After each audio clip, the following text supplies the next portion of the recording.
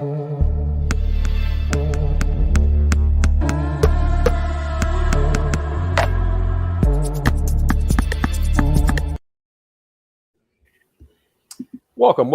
Good evening to another edition of the Houston Roundball Review presents Folks Talkin Sports, sponsored by 5 Star Properties. I'm Kris Gardner, one of the hosts. Joining me is Andy Yanez, one of the young lions of the show. And I guess, judging by his background there, he made it back from Fertitta Center very quickly. Andy, how are you, sir? I'm doing good, Kris. How are you? I'm doing pretty well. Well, am I right? You're back home from Fertitta Center? Yes, sir. So why were you there? Just for availability. I spoke with Coach Sampson after their practice that went long. They started their practice a lot later than initially was expected. So did he have anything tidbits to share about Monday's matchup against Oral Roberts? He did. He talked about in specifically regarding the guard matchup that they're gonna have to keep an eye on with Oral Roberts, but just overall, I mean, I just got home. I need to process what he said. So I'm looking forward to it. Max Asmus, Oral Roberts, one of the leading scoring guards in college basketball. So that matchup with him going against Marcus Sass and Jamal Shead should be a fun one. Oral Roberts will be in Houston for another game because they'll face Texas Southern on Tuesday. All these games are part of the Coug Classic for this year, the 2022 Coug Classic. And then Wednesday, Texas Southern will play Houston. So it's Houston, Oral Roberts Monday, Oral Roberts TSU Tuesday, then TSU Houston Wednesday at H&PE as well as Fertitta Center. So some good basketball for these next 3 days on the college level if you are already tired of the Houston Rockets. So just keep that in mind. The Rockets are 2-11 and struggling. But Andy Yanez, Texas Southern, defeated Arizona State as part of the Pac-12 SWAC Legacy Series. TSU won today in overtime by a score of 67-66. I was not there. I was taking part in a funeral ritual for my mom and presented by her sorority, Delta Sigma Theta, this afternoon. It's a very lovely tribute to my mom and another woman who passed away, Mrs. Helen Wheatley Kemp. So that was very nice. But TSU won, and based on the play-by-play, TSU won on a last-second putback in overtime by a freshman guard. And let me get this first name correct. Zyterius Mortal. TSU was down 66-65 after 2 free throws by Arizona State's Frankie Collins. The Tigers missed a jump shot with 7 seconds left. Got the offense rebound. That tip shot was missed with 6 seconds left. Then Zyterius got the rebound of that and scored with 4 seconds left. Tigers got the win after they stole a pass from Arizona State to seal the victory. So that's another win for the SWAC over the Pac-12 because a few days ago, Grambling beat Colorado and Colorado beat Tennessee today in Tennessee. So fun basketball. We can talk about the fun basketball from the Houston Cougars men's basketball side. We're not going to spend too much time talking about UH women's basketball, Andy. They're 0-2 to start the season.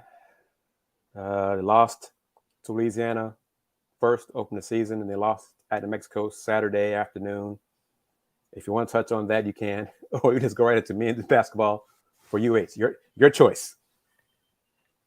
I mean, let's talk a little bit about the women's because obviously, like you said, they're off to not the best of starts. They're 0-2, and both of those games they've had the struggles offensively now. They haven't played a home game yet. That's going to be this upcoming Tuesday, but I think in particular, the offensive struggles have been. I think the thing the biggest story for them has been the struggles of Layla Blair offensively early to start the game. Even though she did have 8 points shooting wise, she didn't necessarily have the best shooting night from the field. she's struggling. I think Brittany Onyeje is also struggling, and that's their two main offensive threats. They combined, I think, in the first game of the season to go 2 for 20, and they lost 55-48. So you only give up 55 points, and you still lose by 7. So that's more of a struggles on offense. Yesterday against New Mexico, in New Mexico, another road game, the offense just isn't clicking yet. They're struggling to shoot from 3, just not getting over the hump right now. Turnovers here and there at bad moments. They were unable to get rebounds to seal defensive possessions. They're doing just enough not right to lose. And 0-2 start.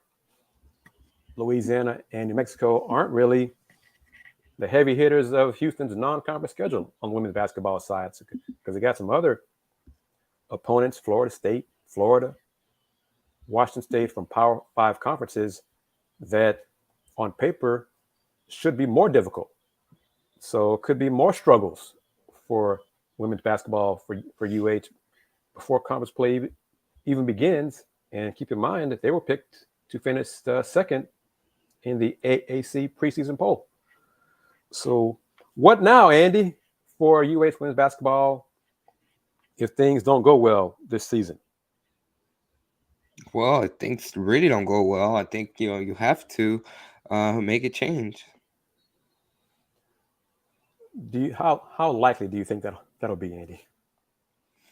Well, are we talking about another similar season that they've had the last couple of seasons where they reached the semifinals of the conference tournament, or the bottom falling out? Because I think it's really likely if the bottom falls out. If they have a similar season that they've had the last couple of seasons, I think it's a much tougher conversation.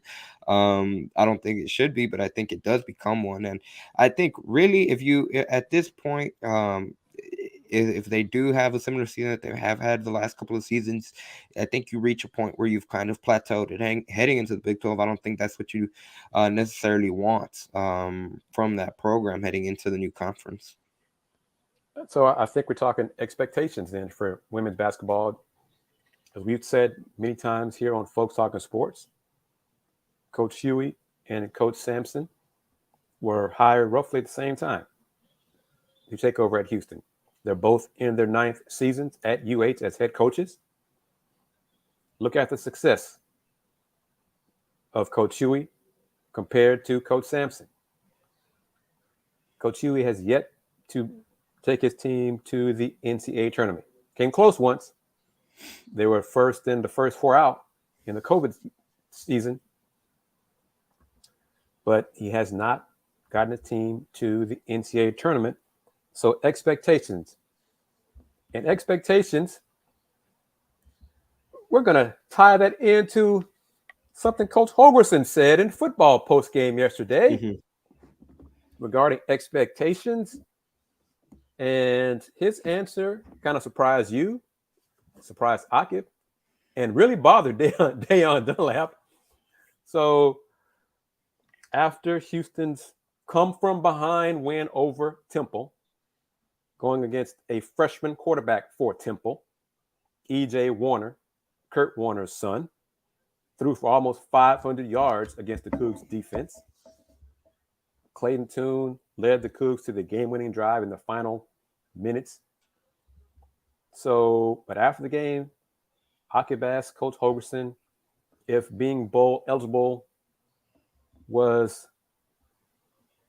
good enough, basically considering the expectations coming into the season for the football team. And Coach Holgorsen said basically, well, those expectations were on the outside, were external, not inside the program. So bowl game, yes, we're good with it.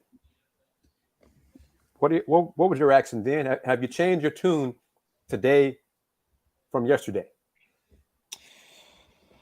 I have had a chance to go back and listen to that clip again. And certainly, like Aki mentioned, there was certainly a change in tone when he was asked that question in regards to the bowl game. It was an interesting response. Certainly, if you're a Houston supporter, I'm not so sure that's an answer you want to hear in regards to those expectations because I mean he's not wrong in regards to who's putting the expectations when it comes to being picked as the top favorite team to win the American Athletic Conference. It comes from opposing coaches and stuff like that. But the big question is that obviously they did have players, numerous players, go on the record and say that their goal for this season was to accomplish what they couldn't do a season ago, which was to not only make the American Athletic Conference championship game, but also win that game in their final year in the American. And it's something that looks like they're going to fall short from.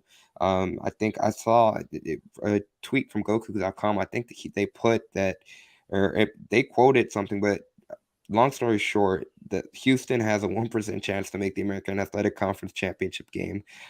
They would require a lot of teams to lose, including obviously Central Florida, Tulane, and Cincinnati in the final 2 weeks. So for all intents and purposes, Houston is pretty much out of the American Athletic Conference picture, which is disappointing. Now, granted, they have had to deal with injuries. I think the biggest one that comes to mind is that of Derek Parrish that really changed how that defense has been able to essentially not really be able to pressure opposing quarterbacks. Certainly not on a consistent basis since he went down.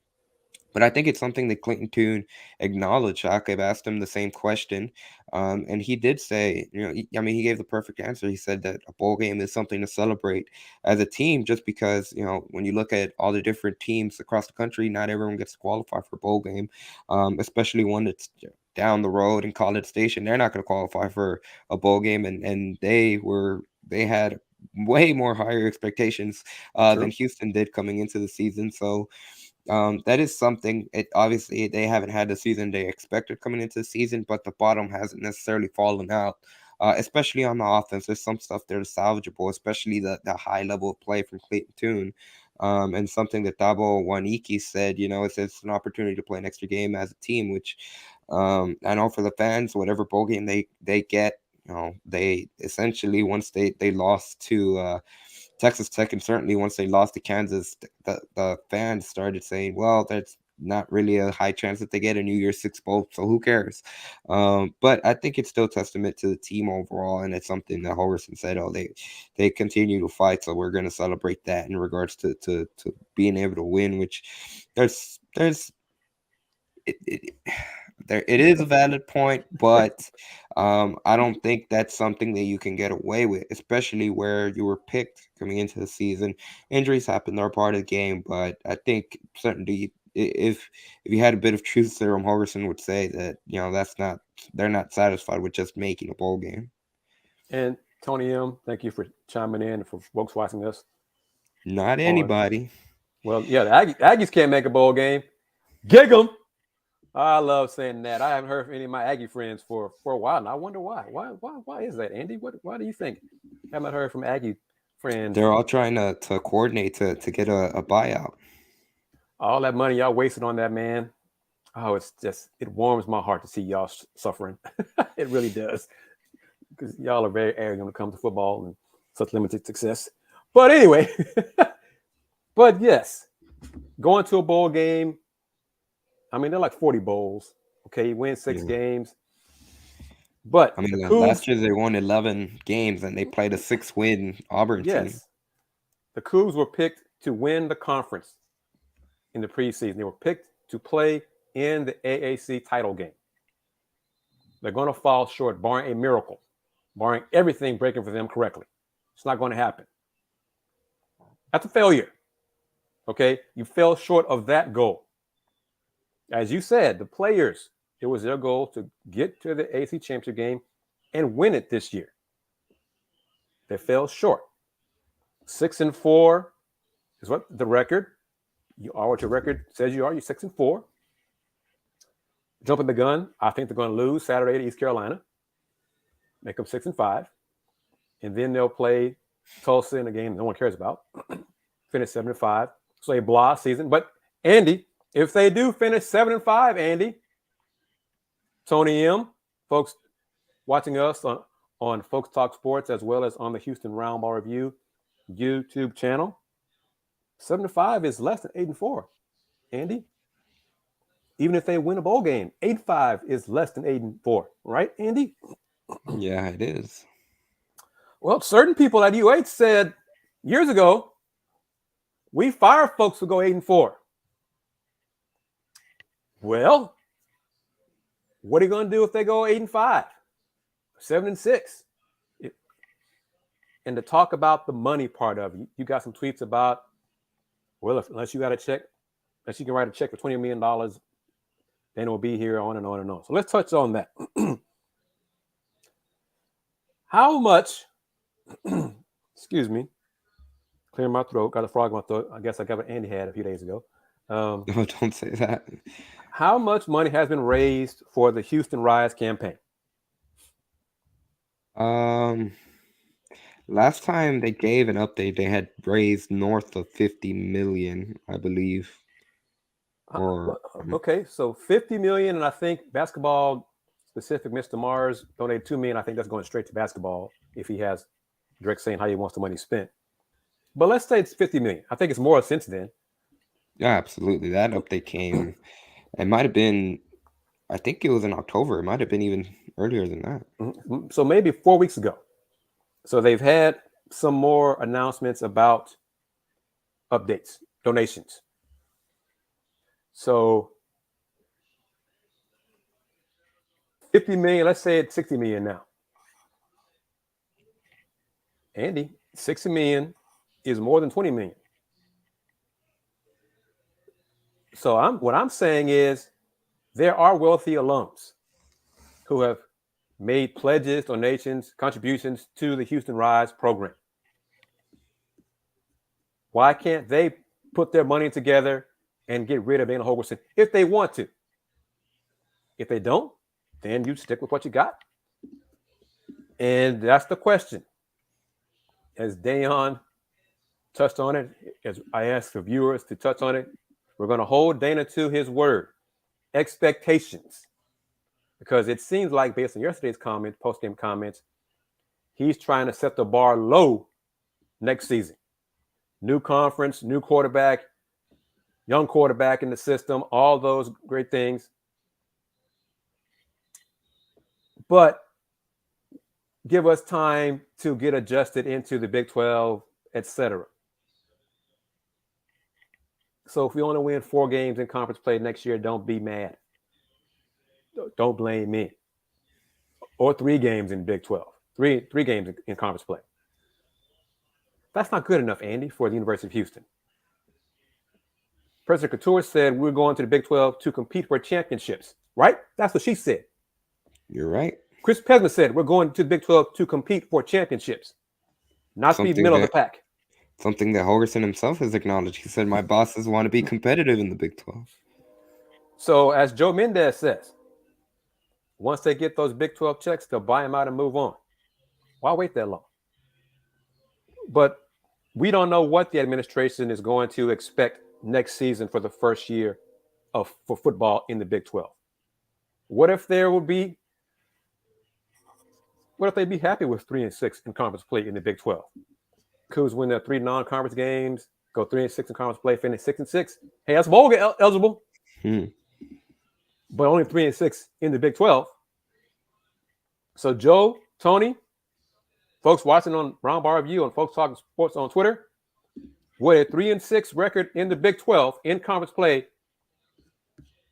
make you happy, satisfy you to warrant Dana getting another year, a second year in the Big 12?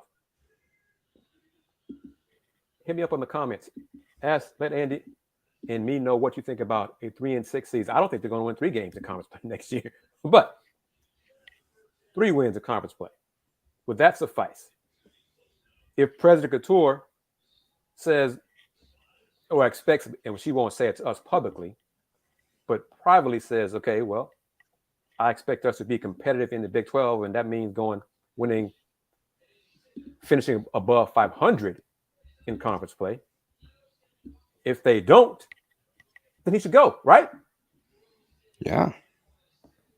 So Joe says 3-6 in conference play is not good enough to bring Dana back. So, and I agree.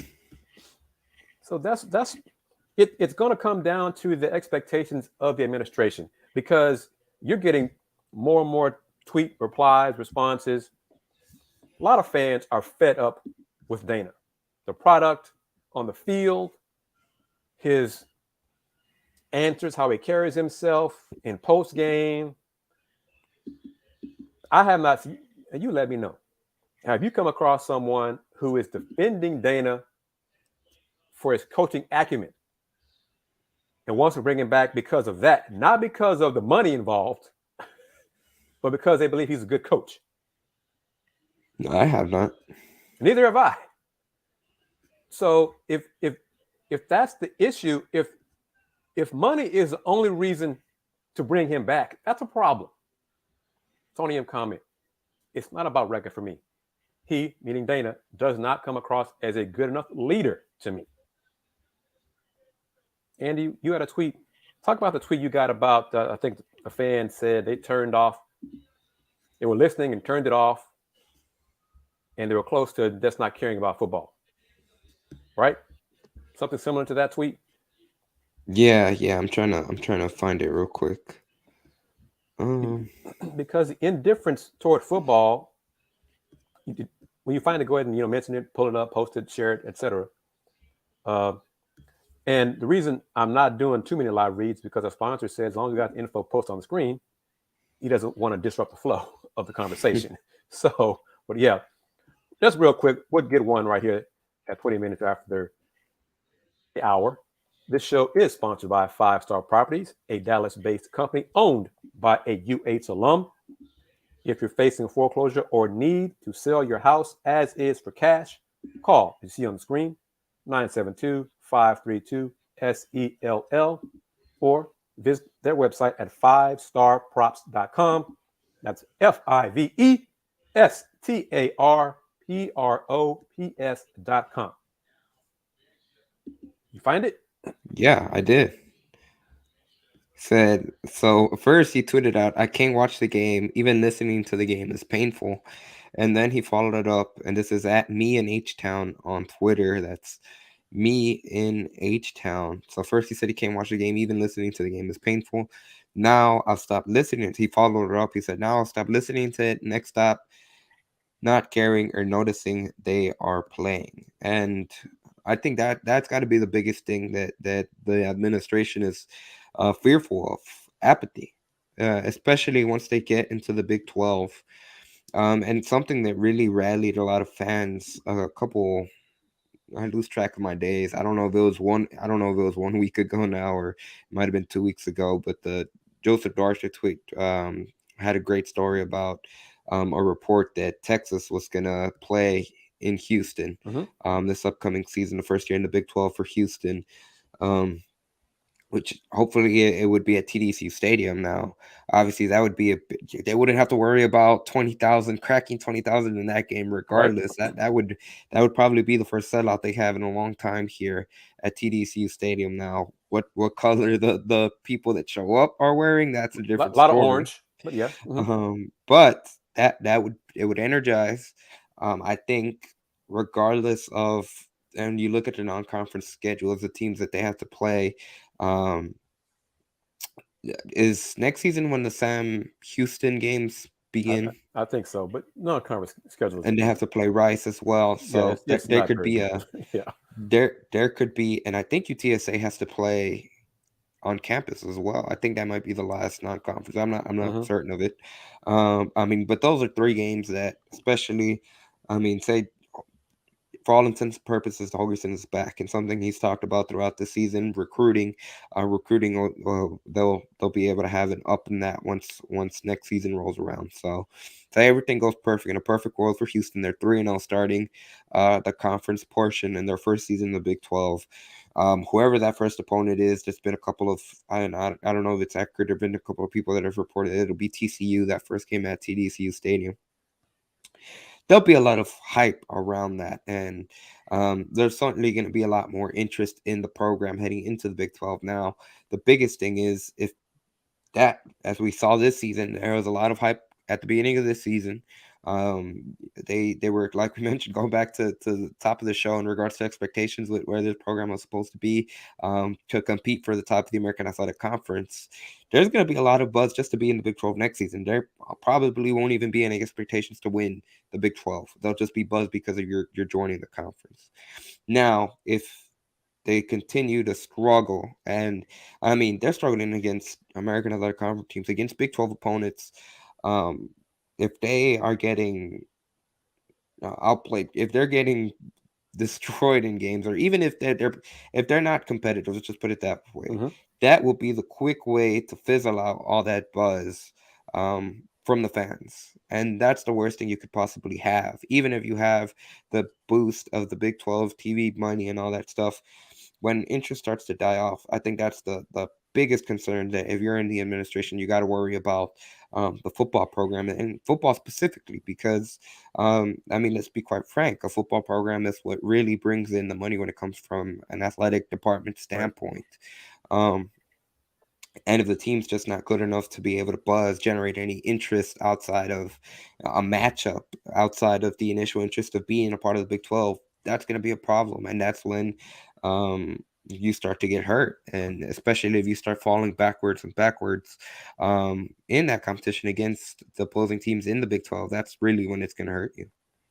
And bring this comment up from Joe Mendez.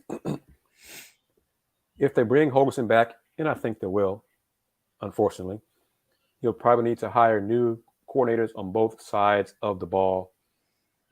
What are your thoughts on that, Andy? Well, it's kind of a question mark right now. I'll take it unshameless plug or whatever you want to call it to promote Let's Reach Coogs that we had last night. If you weren't able to check it out, be sure to check it out in the archives here on the Houston Roundball Review YouTube channel. We're day out. Someone asked a similar question, and it was specifically about Doug Belk. Did we envision him possibly getting fired? Now, all three of us, Dayon and I, we felt that, I think, concerning what he was able to do last season with the defense, I think that warrants enough keeping him around one more year. That, and you gave him a multi-million dollar extension in the offseason, making him one of the highest paid coordinators in the group of five. He's at a Power 5 level. I think what he was able to do last year bought him at least one league win. And they have had injuries. That is a valid concern. I know every time Dana Holgorsen says it, he says what I'm about to say nobody cares about. He does have a point. That is a valid concern, especially on the defense. I think Belk, and specifically not just obviously the performance by the defense has been lackluster all season, and it's gotten worse the last couple of weeks. But when you hear him talk, when you hear the players talk about him, I think that's the most important thing. It seems like they really respect him. They acknowledge him as a leader. That's something that they've talked about, especially early on in the season, just in terms of not even stuff that X's and O on the football field, just in terms of what he means for the team overall. I think that's enough to be able to bring him back. I think even the offense, that was the big frustration about it. It's kind of funny how it switched. It was the big frustration before the Memphis game was that the Houston offense, it looked terrible. There wasn't, it aggressive didn't play look like it. calling. Exactly. There was Yep. no exciting offense. And since the fourth quarter of that Memphis game, that has not been the case. And a big reason for that, it's Clayton Tune. He's just been able to elevate his game. He gave credit to him. He's been able to find his receivers. He's been able to make plays both with his legs and by finding receivers.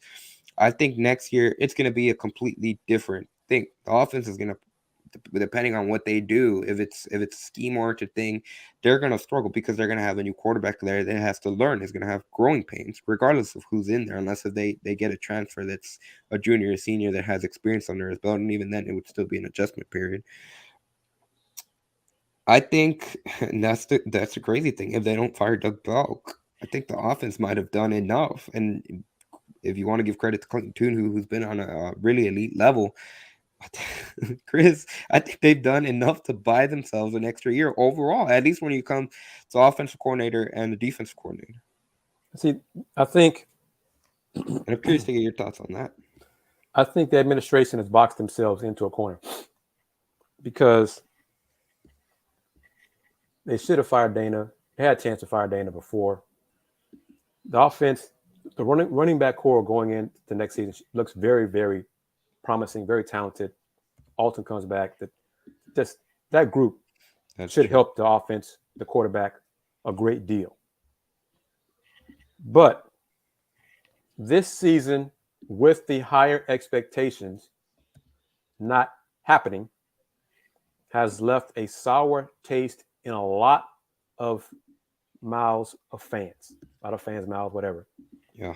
So if they don't make any changes to head coach, to coordinator, offense and or defense, both, whatever, that sour taste is not going to go away, because the expectations next year are going to change.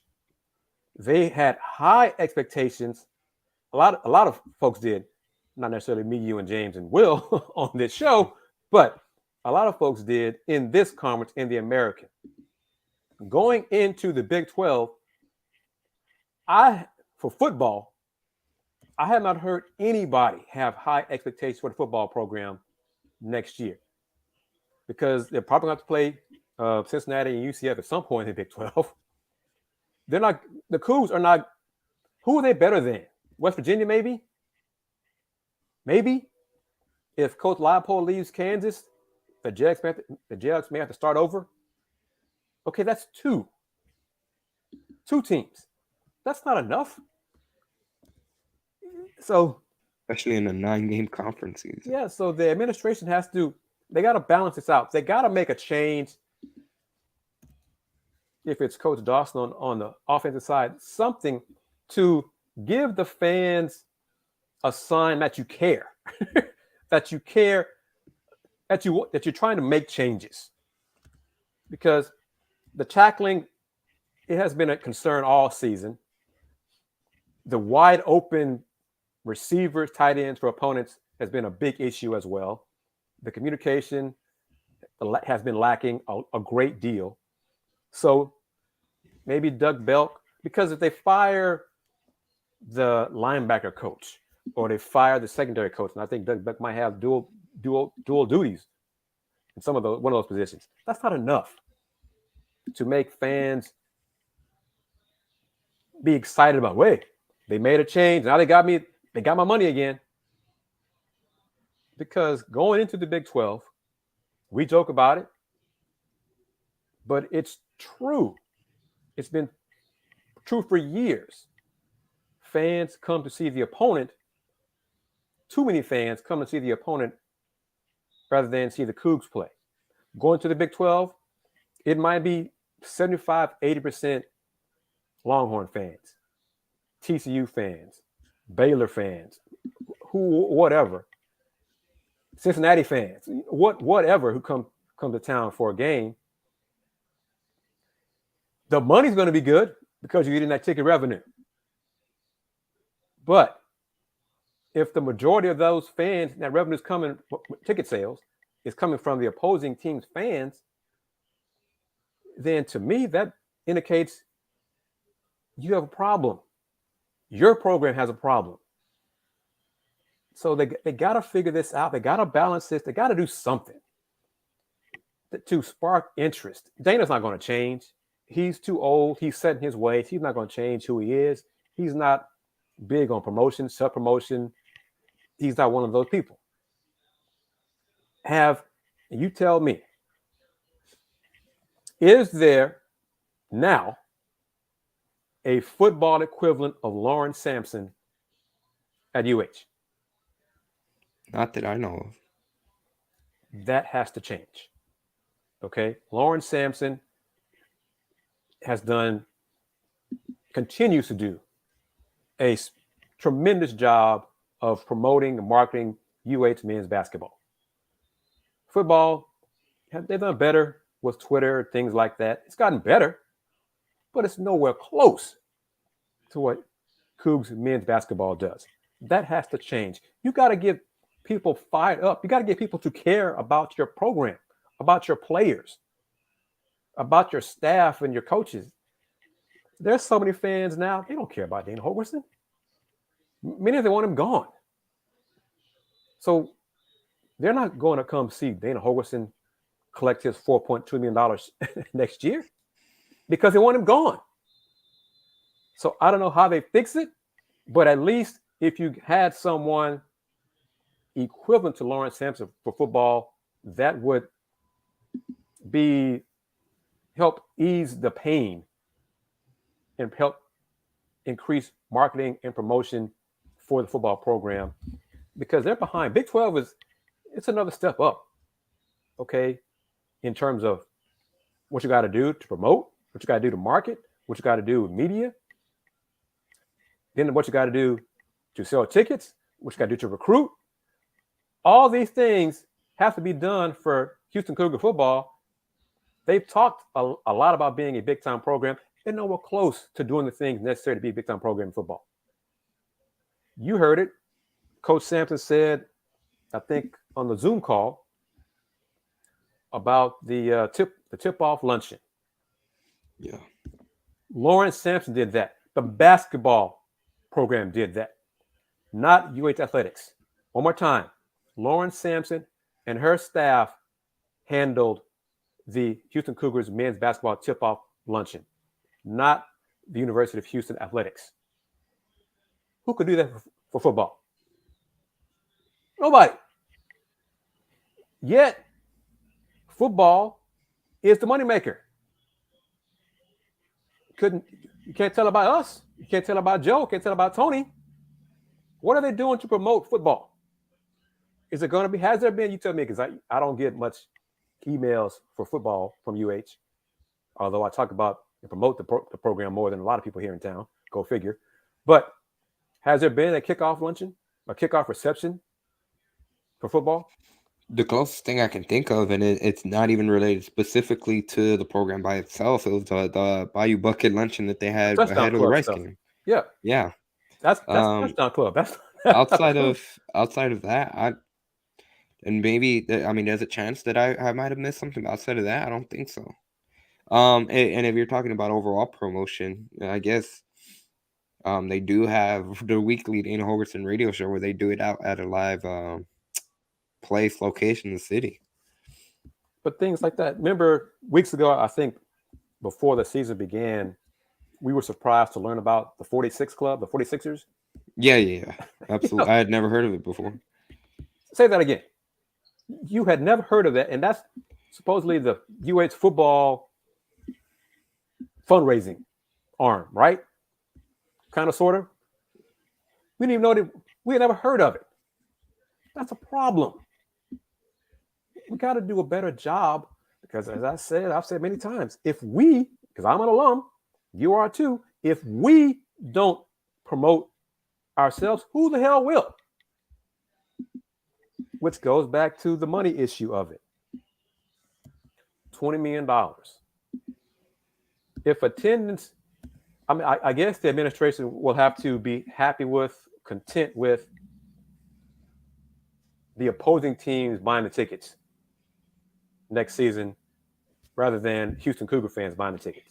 And the interesting thing is something that Dana Holgorsen himself has acknowledged, even going back to a couple of weeks ago, and that's really where it spurred that kind of interest in the Big 12 schedule. But he said it's when he said it was gonna be an eye opener when fans fully saw that first conference schedule in the Big 12. Which he said like a couple of weeks ago is going to be coming out soon, so that could be something that gets fully released on the horizon. But he did say a lot of things have to change overall from a program standpoint, not just obviously the big thing that they've been making noise about, that football facility, but he talked about game day operations, ticketing is something that he mentioned, marketing, and all that stuff, all the stuff that honestly gets overlooked at times. Promotion, the biggest thing. And that's I'm not bragging, okay, when I say this, but Houston Roundball Review is going on 30 years of existence. I covered the Big 12. I've been to Final Fours. I see how big time conferences, not just big time teams, handle media, handle communication, handle content, produce content. and my alma mater fall short. I don't want to see my alma mater fall short. Now, Kris, why is media important? Why is self-promotion important? Well, I'm going to say right now, Andy Yanez, because we're 40 minutes in, if your house needs too many repairs and you want to sell as is, visit 5starprops.com. That's FIVESTARPROPS.com. They are a Dallas-based company owned by a UH alum. Coogs helping Coogs. We have to do that. Coogs helping Coogs. We need to help each other get the word out about the program, about this show, about Let's Rage Coogs, about UH football. The volleyball team is rolling. I don't want to jinx it saying what the winning streak is or was, but they're rolling. Men's basketball rolling. Let's shift gears because it's going to end at the top of the hour, probably a little bit before 7, because we're going to have Texans talk by my man A.D. Moore on this channel as well. He's going to start that at 7 to talk about the Texans' loss again to the Giants. So tanking for the number 1 pick. We're happy right now.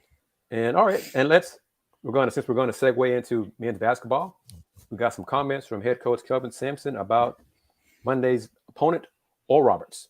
Oral Roberts, and what kind of challenges they pose for you guys?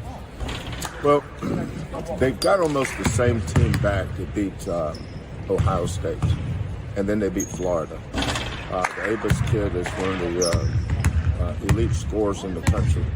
I think he had 30-some on Ohio State, so if he comes here and has a good game, nobody should be surprised, because that kid can really score on just about anybody. I think the strength of their team, and I think this is one of the reasons why Coach Mills did this game, he's got 6 Houston kids that'll come in here fired up, ready to play, ready to prove something. And then he's got 5 kids that start breathing their 4th, 5th, or 6th year in college basketball. So it's an older veteran team. They've got 4 guys that are all high-level three-point shooters, and then they all can drive it. So the key for us is we got to keep the ball in front of us, stay down in the stands, keep them off the free throw line, and guard the 3. That sounds easy, you know, but they're a difficult matchup for anybody. Extremely well coached, guys that can really score, and they're picked to win their league. So this is one of those teams that if you're playing them on a neutral court early in the tournament, it's much like UAB. You look at those teams that a lot of people just don't know enough about, that coaches know how good they are. Unless you're a coach or a player, you don't know how good a team is. You just base it on what you read. We watch them on film and actually evaluate them. So we know how good Oral Roberts is, and they're going to have our full attention. I'm going to have to read it. Yeah, real quick. About the local area kids, DeMar Williams is from H-Town. He transferred from Arizona State. Cam Ambery from Pearland, a Guy V. Lewis Award finalist from 2022. Known him a long time. I covered his dad and his mom when they hooped in college at Houston Baptist way back when. And mom played basketball at Rice. So Isaac Herron, Lake Clover III from Port Arthur. Deshane Weaver from Cy Falls. So Isaac Herron, also from Texas, Houston, Texas. Elijah Lawrence is from Bel Air High School. So yes, those kids will be fired up. Family's going to be at the game at Fertitta Center. So it's going to be competitive. Probably some trash talk will be involved on the floor. I'm kind of curious to see how the Cougs respond, how Jarris Walker responds. Have you found the spread on it yet, Andy? I haven't. I can get it to you. The Cougs should win. It's a home game, and I'm just put it like that. It's a home game. Cougs should win. Okay. I think it's going to be fun. It should be competitive. I think ORU, they lost their first game of the season to St. Mary's, and then they came back and beat John Brown, all those guys against poor John Brown. This one man, poor John Brown. That's a joke, people. But they lost to St. Mary's 78-70. They defeated John Brown Friday 95-62. Max Asmith, I'm not going to pull up stats because it's John Brown, but I think he had 14-8 against St. Mary's in the season opener. John Brown, he put up, let's see what he did. Let's see, 6 for 15 from the floor. Out of those 15 attempts, he took 11 threes. So Max Asmus, and the last name is spelled Abmas, but it's pronounced Asmus. He's a guard, 6-foot guard. He's averaging like 15 points and 8 rebounds. Okay. And about 4 assists as a guard, as really a scoring guard, lead guard kind of player. So not only will he shoot a lot of threes, he gets rebounds as well. So I'm looking forward to that matchup. And I'm pretty sure there's going to be some NBA scouts here in town to watch that game, to watch Oral Roberts against TSU on Tuesday as well. So just look around for Tita Center. Houston. What is it? And just to your point, I think I overheard someone talking about it yesterday that, yeah, to your point, they expect a lot of scouts to be in attendance at tomorrow's game. And Houston is favored. This courtesy of FanDuel, they're favored by 19.5 points to beat Oral Roberts tomorrow at home at Fertitta Center. Ooh. Which is that's a pretty big spread. That's a big spread. Because I was leaning like Coogs win by 15-20. So I would not bid Joe's money on that game. So Joe, I'm not going to bet your money, so I'm not going to make a prediction about the spread on that. But as Cougs fans know, Cougs followers of UH men's basketball, this point is legit. The Cougs culture is instilled in men's basketball program. You can see it from top to bottom. Agreed. And that's what Coach Sampson and the staff have built. They've sustained it. And Coach Sampson, he answers if he were asked a question like I could ask Coach Holgorsen Saturday, Coach Sampson might say a few words similar but his wording would be, I'm not worried about preseason rankings. I'm not worried about folks outside this locker room. I know how good we can be, but we're going to be better in December than we were in November. And our goal is to be playing our best basketball in March. That's what he would say. He's not concerned. He couldn't care less about being picked to win the American, being third in the preseason polls. That's not his issue. But he would not phrase it like Dana said. Dana just kind of lowered the bar of expectations right there. When you hear Coach Sampson talk, Coach Sampson just telling you, we'll be a better team near the end of the season than we are now. To start the season. That's how he'd say it. Dana just kind of poured cold water over everything. Like, well, those expectations out there, yeah, we're going to accept our bowl bid and keep it moving. Oh, all right, Dana. All right. So, but yes, be there tomorrow. I'm looking forward to the game. A lot of guard play. I'm kind of curious to see how Juwan Roberts and Jarris Walker do. Let's talk about Friday, the win over St. Joe's on the slick court. No one got injured. That's really my main. Cougs won because there were some questions whether the game would be called or not, if the game would be completed. Yeah, and going off the CBS broadcast, Calvin told them that they came real close to calling it twice. And I mean, it's interesting that it really became an issue towards the middle of the second half. That's when the referees first kind of had the conversation, and then the second one I found it absurd where there was like about 3 minutes left in the game, and they were considering calling it at that point. I think it would have been a bad decision if they would have called it now. Granted, I think ultimately it wasn't as bad of a hazard as possibly they made it seem. I think there was obviously issues with condensation and I guess an army that it took to be able to completely dry off the court. But in terms of the on-game perspective specifically, something that we touched on again on Let's Reach Coogs after Friday, which again, if you haven't been able to see that, be sure to check it out in the archives on the Houston Roundball Review YouTube channel. But, I think the biggest thing that stuck out from that, well, a couple things too. I guess, three things. The main point, one, defensively, Houston was able to force a lot of turnovers. Again, back-to-back games, they forced at least 16 turnovers. They forced their opponents to at least commit 16 or more turnovers in the games early, and that was really pivotal. It seemed at times like they were swarming. I mean, honestly, it seemed like at times I had 7 people on the court at the beginning of the first half against St. Joseph's, and it really they excelled in transition. There was a couple times where St. Joseph's had made baskets and Houston found an open man. There was Walker. He had a easy dunk off of a made basket. So they really excelled at that. I think the other point in that aspect of in and of itself, Sheriff Walker, he had a good offensive game. After a bit of the struggles that he had in the opening game, just shooting wise, but he was able to put up the 23 points, and he continued to rebound with 8, which, I mean, that's kind of the emphasis that Calvin cares about the most. It's about being able to get a lot of new faces, a lot of the young guys to be able to go out and rebound. That's the thing that's higher priority than just the scoring wise. And I think Jawan Roberts as well, he had a big night up to 19 points, 12 rebound, double.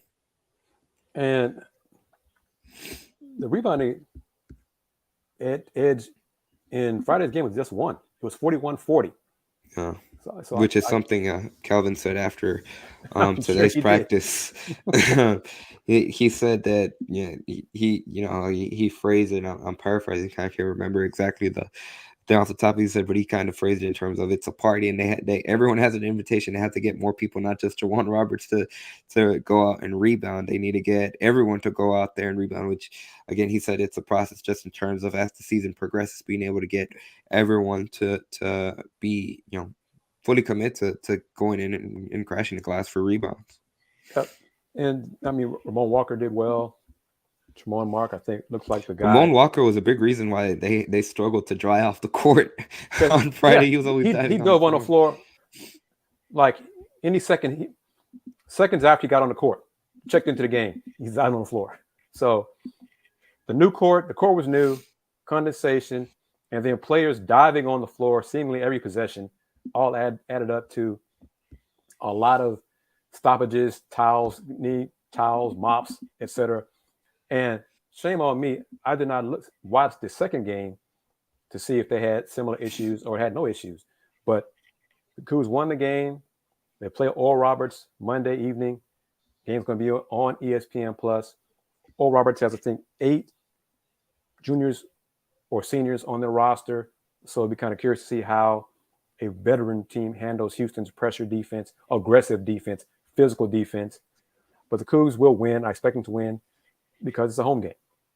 So get there early, get in your seats, enjoy the competition. Should be a lot of good guard play.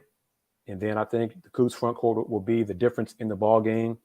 And then bragging rights for the city Wednesday when Houston hosts Texas Southern.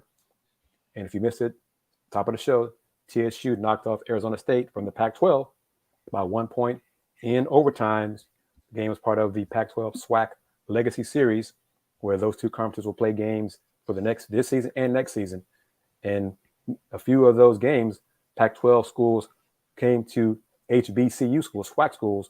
So the SWAC schools got to host teams from the Pac-12, a Power 5 conference. So good for them. We're going to wrap it up. So we're going to close it out. Andy, how can folks find you on social media? For sure, they can follow me on Twitter at @Ayonis_5. I think the big thing right now still on the road to 1,000. I haven't checked.